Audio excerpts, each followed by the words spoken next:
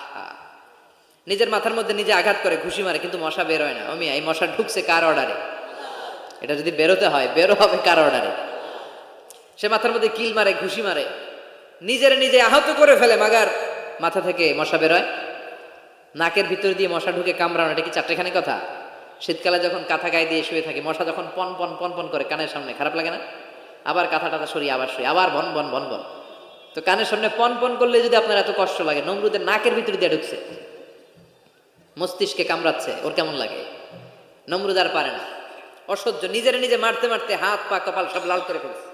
অবশেষে আশেপাশে চাকর বাকর খাদেম খুদ্দাম যারা আছে সবাই বললো, আমি আর পারিনি, এবার তোরা মার, তোরা মার। সবাই কয়ে, নমরুদ আজীবন নাম করে মারছো, এবার পাইছি খেলা, এবার ইচ্ছা মতো তোরা বিড়াম। এবার সবগুলো আমি নমরুদে মারা শুরু করছি। মারতে মারতে বেহুশ, মাগার মশা বেরোয়।